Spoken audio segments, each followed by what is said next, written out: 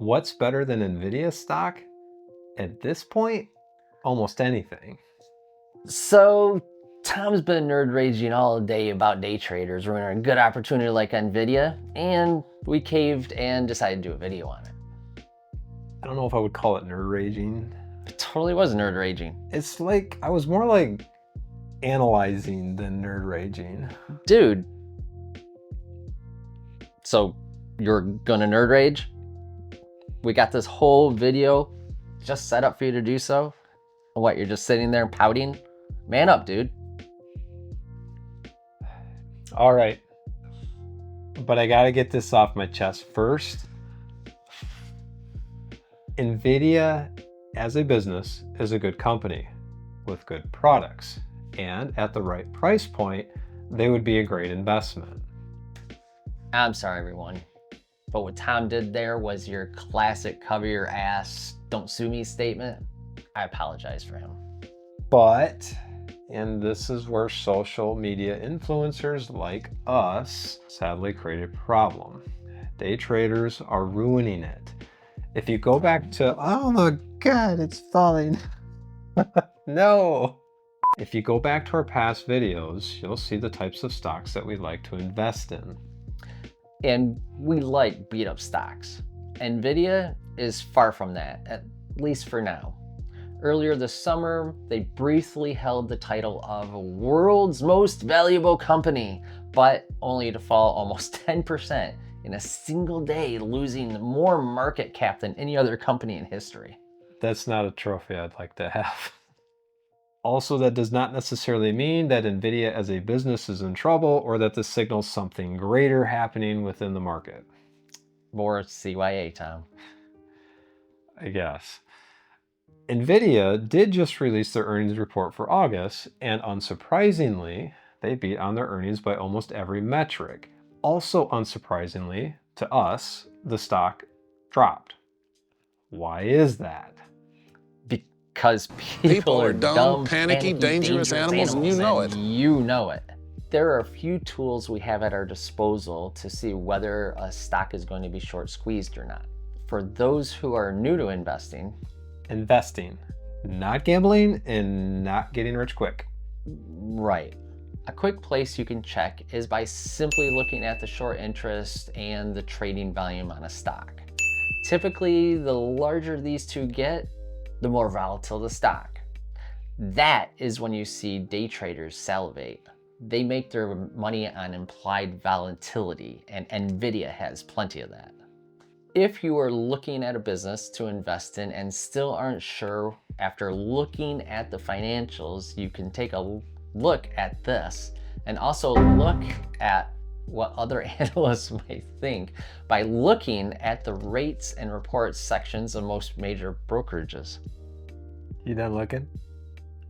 That is the last time I let you write my part of the script. The other reason why is simply from our own experience. We each have decades of experience, so we like to pretend we know what we're looking for in a stock. Like an old hooker, experience matters. What? When we saw what social media, and in particular financial influencers, were doing to the market at a huge cost to the average investor, we got angry. This is why the whole channel exists, to correct that, maybe, and show people how to do investing the smart way. Why aren't we jumping on the nVidia bandwagon like everybody else? Well, because of companies like this. The hell is that? It's toothpaste. It says Tom's toothpaste right on it. It's for me. It's Tom's toothpaste. This says it's for toddlers. It tastes good. What the hell's wrong with you? Oh. More specifically, companies that produce products that people have to have or use on a regular basis. If you look at our own portfolio, we can use 3M as a perfect example of why we created this video. About a year ago, 3M was completely on fire, and they were in the news for multiple problems almost constantly. 3M is a company who makes products that people use every day and have to have. So when they were beaten down, they still made profit, still paid their dividends. And because of who they work with and their products, we saw this as a big opportunity. And it was. Just look at the stock today. We have multiple stocks in our portfolio where this is the case.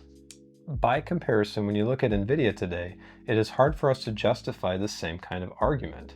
For one, AI is still new and isn't isolated to nVidia by itself. In addition, the use cases for AI are still not fully understood, and the space is just now materializing in the broader economy. We would much rather see a company like Colgate, Procter & Gamble, or ADP take advantage of that AI with products that they make so that the AI itself is tied to the operating revenue. Right now, it's mostly speculation of what it could do. This lack of a defensive moat outside of the chips themselves is a big red flag to us. In addition, the market cap for nVidia is insane. No thanks to day traders. Oh boy, the nerd rage is coming. Yup. When you look at the most widely used metrics for stocks, price to earnings ratio, earnings per share, price to book value, after a while you're going to notice some trends. Companies do not tend to stray very far from their normal ranges, assuming those companies make viable products. In nVidia's case, all you need to do is look at their graph to see a short-term problem. The tech sector tends to trade around 15 times earnings, and nVidia today is trading around 48.3 times their earnings. Give me that.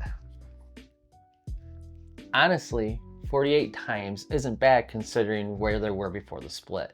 Back then, they were trading about 80 times their earnings.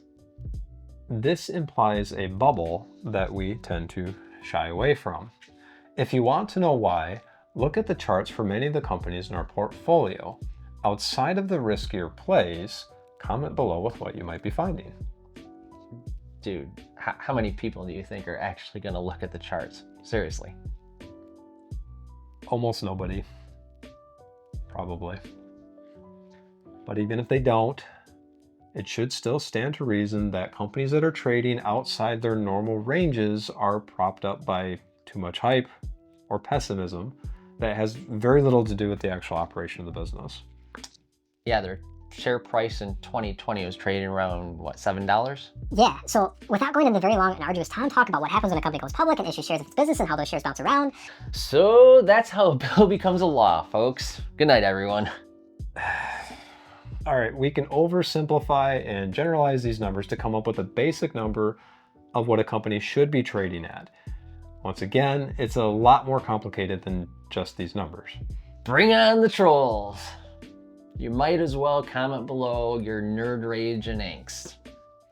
nVidia has tripled its baseline operation if you take their revenues and subtract the increase of liabilities from those revenues, since they traded at $7 a share, which is great.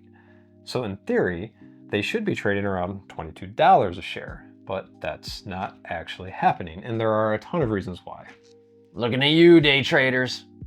But the price isn't the point for all of you trolls. We're not trying to set a broader price target for nVidia as a whole because of what speculation can do to a stock. What Tom is trying to say is we look for fundamental companies that are trading outside of their range in the low end of the spectrum instead of ones like nVidia that is trading much higher than their average because there is very little speculation involved. And a whole lot less risk. It's easier to look at where a company has been financially to see where it might be going in the future as an investment instead of trying to predict what might be. Picking a good investment is easier if you understand their business model and how they make money. So what you're saying is that you look at what can be unburdened by what has been. What can be unburdened by what has been. Vote Trump. Yeah, without all the speculation or much risk involved. This, in a nutshell, is why we avoid hype stocks and why we consistently make money in the market. If you found value in this video, we would appreciate it if you'd like and subscribe. This helps our channel out greatly. In addition, we have partnered with both Moomoo Finance and Seeking Alpha to get you discounts on the products they offer. If you're interested, take a look at the description below and click on those links. What we might be buying instead of nVidia for a monthly stock purchase, stay tuned for a month 30 stock pick. It won't be nVidia. Thank you for watching.